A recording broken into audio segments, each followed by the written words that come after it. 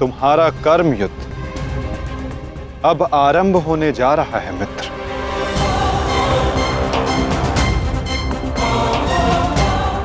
कल तुम युद्ध भूमि में प्रवेश करोगे,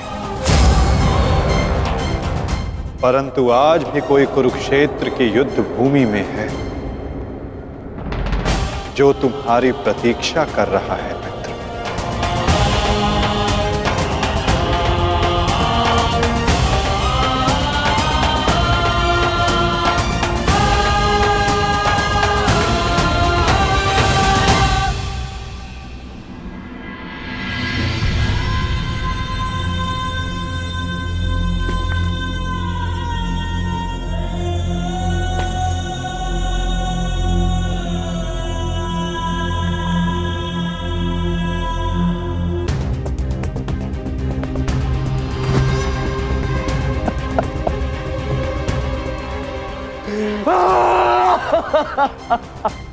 टच रे!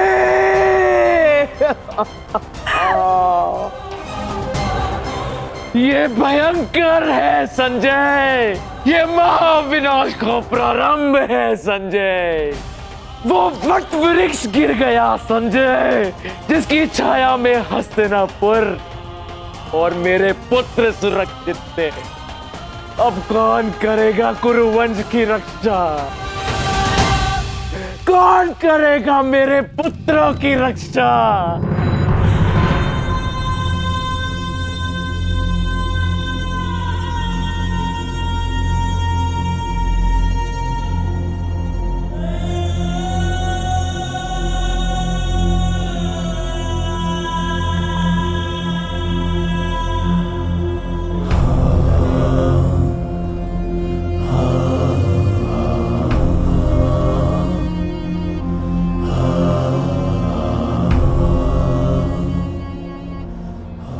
कुरुक्षेत्र में तुम्हारा स्वागत है अंगराज।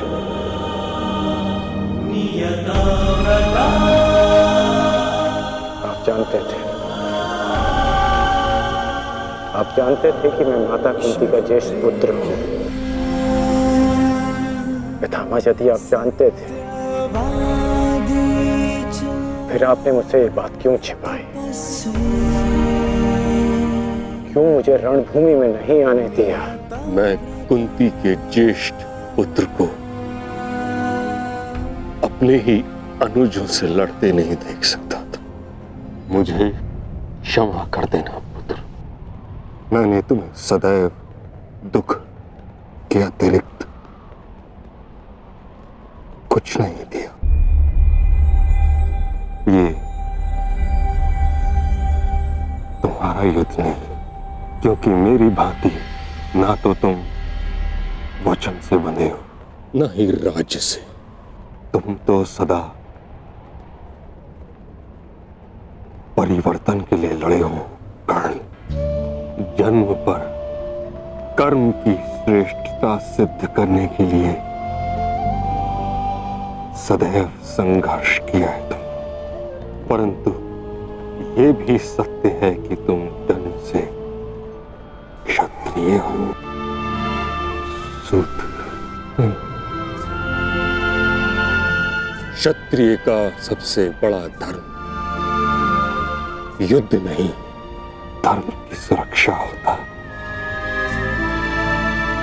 इस महायुद्ध से विलग रहो पुत्र। मैं वही कर रहा हूं जो परिवर्तन के लिए उचित है। मैंने सदैव अपना कर्तव्य पूर्ण किया है पितामह। अब आप मुझे रणभूमि में जाने से नहीं रोक सकते। आपने जो किया उस पर आपका विश्वास था। मैं जो करूंगा उस पर मेरा विश्वास है, और मेरा विश्वास है कि दुर्योधन युधिष्ठिर से कहीं अधिक सक्षम शासक है।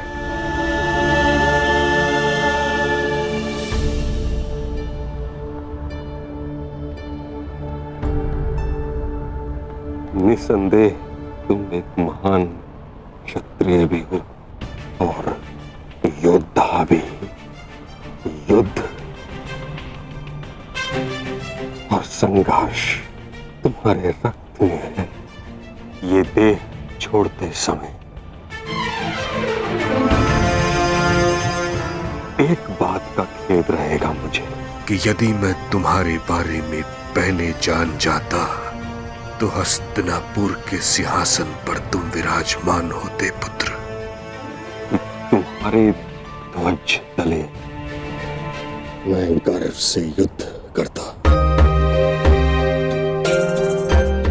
और हस्तिनापुर के सिंहासन के प्रति मेरी प्रतिज्ञा भी पूरी हो जाती। ना ये अधर्म होते, ना ये युद्ध होता।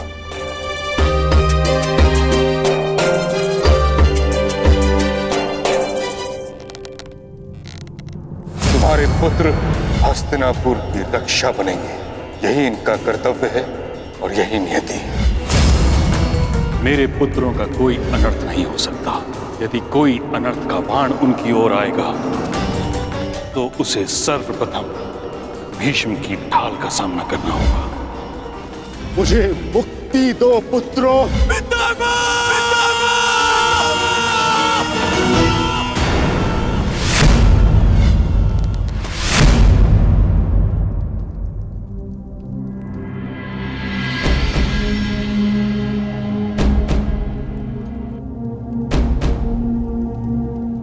पार्थ,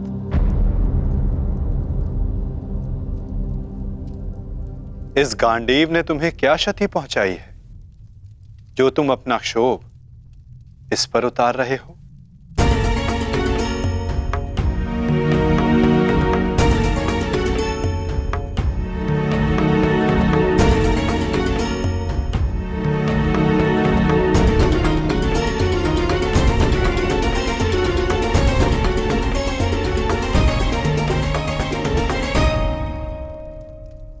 आज तुमने जो किया निसंदेह बहुत कठिन था पार्थ। बहुत साहस चाहिए अपने श्राद्धेय पर प्रहार करने के लिए, और ऐसा करके मनुष्य का मन टूट जाता है, अशांत हो जाता है।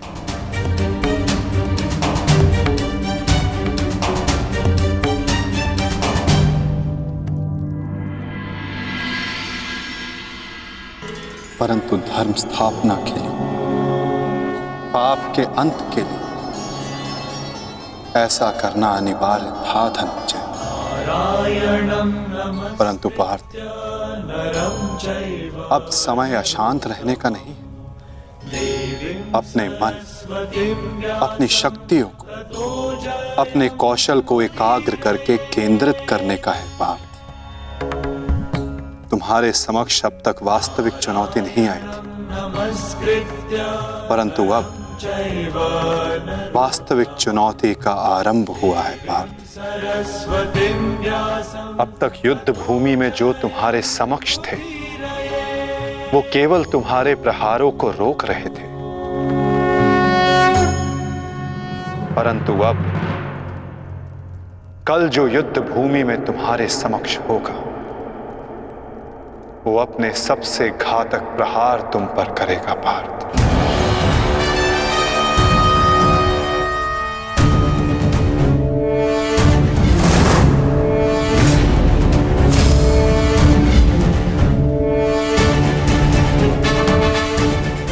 कौरवों की ढाल टूटी है और अब इस युद्ध में नियम टूटने प्रारंभ होंगे पार्थ।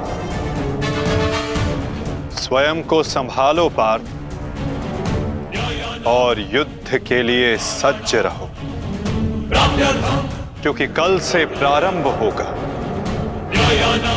वास्तविक महाभारत।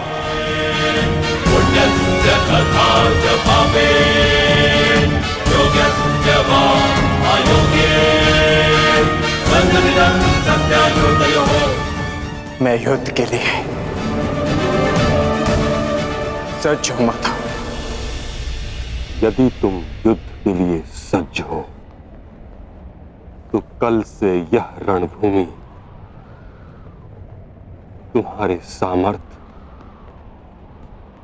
और पराक्रम की साक्षी बनेगी। मुझे विश्वास है तुम्हारी गौरव गाथा सहस्त्र वर्षों तक गाई जाएगी।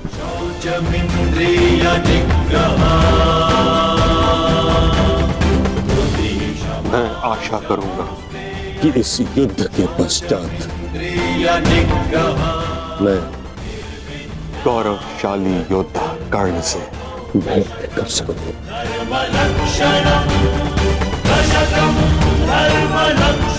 मुझे भी उस क्षण की प्रतीक्षा रहेगी पिता।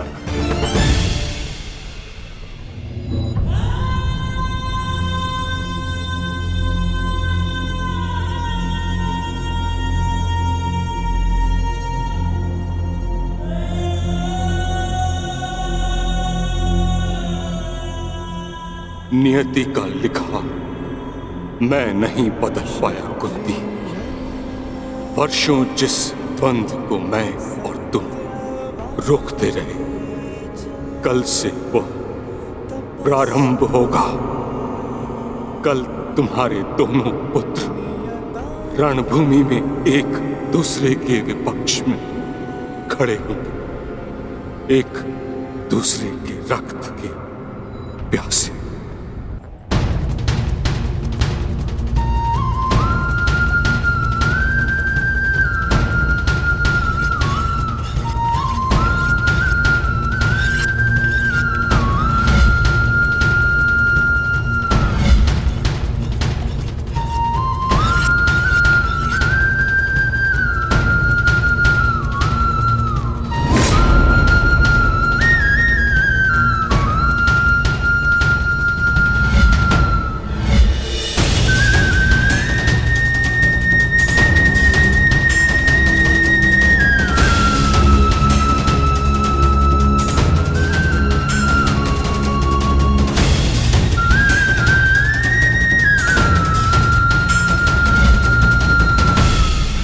संसार के सर्वश्रेष्ठ धनुर्धर महाबली महामहिम भीष्म बाणों की शैया पर है।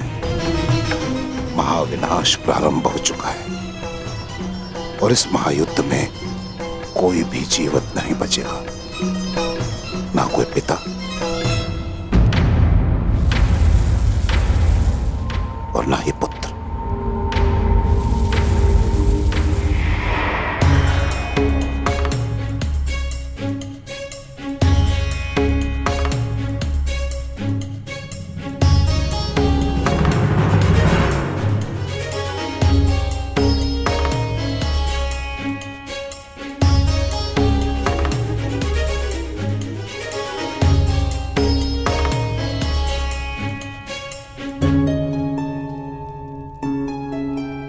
आपका स्वागत है आचार्य द्रोण। हम सब आप ही की प्रतीक्षा कर रहे थे। आइए।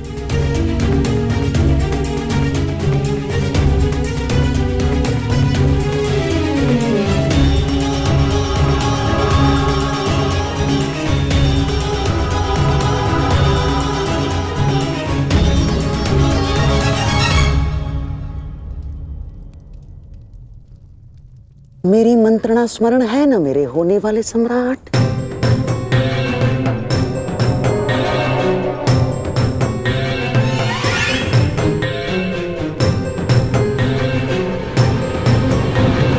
आज का दिन युद्ध भूमि में हमारे लिए दुर्भाग्यपूर्ण था। हमारे प्रमुख सेनापति महामहिम पितामह भीष्म शत्रुओं द्वारा रणभूमि से बाहर कर दिए गए और यह सब संभव हुआ है उन पांडवों के छल के कारण। किंतु यह युद्ध अभी समाप्त नहीं हुआ है वीरों।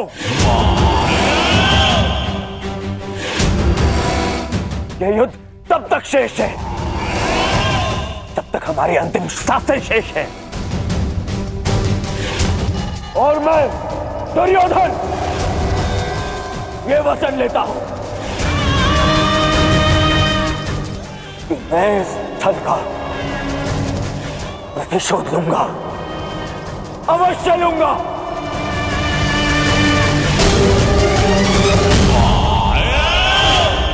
परंतु सेना का नेतृत्व करने के लिए एक कुशल सेनापति का होना आवश्यक है, और मेरे इस सेना का नेतृत्व कौन करेगा इसका निर्णय मैं ले चुका हूं। हमारी सेना का नेतृत्व करेगा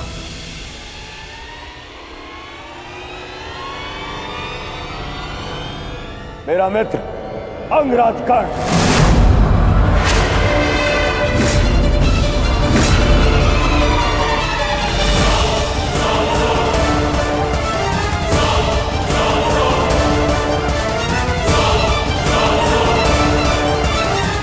बस दुर्योधन,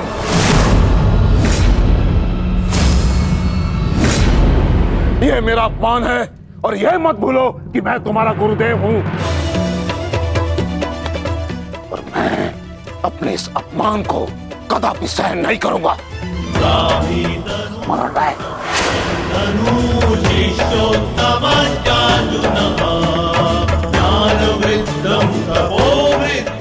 आज हस्तिनापुर का दुर्भाग्य है कि महामहिम बाणों के शैया पर लेटे हैं। बहुत अधिक पीड़ा हो रही है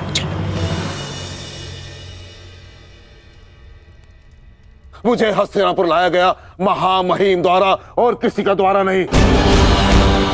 और यदि महामहिम ने इस सूत पुत्र को अपने सेना में भाग लेने नहीं दिया तो मैं इस सूत पुत्र के अधीन रहकर इसके नेतृत्व में युद्ध कैसे कर सकता हूं।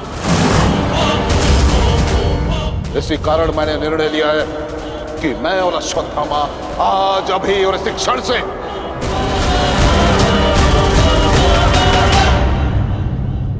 कौरवों के पक्ष का त्याग करते हैं। आचार्य,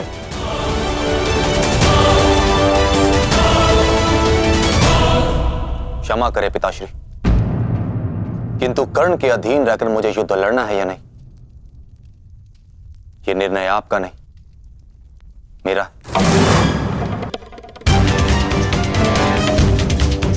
आप मेरी ओर से निर्णय नहीं ले सकते। बस अपने पिता और आचार्य से विवाद करने की अनुमति ना तो धर्म देता है और न ही तुम्हारे भीतर का योद्धा। और एक योद्धा भी किस पक्ष से युद्ध करेगा,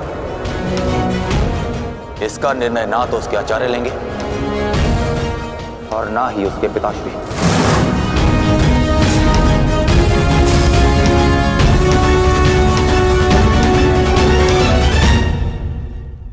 मेरे आदेश की अवहेलना करने का तो साहस कभी मत करना अश्वत्थामा।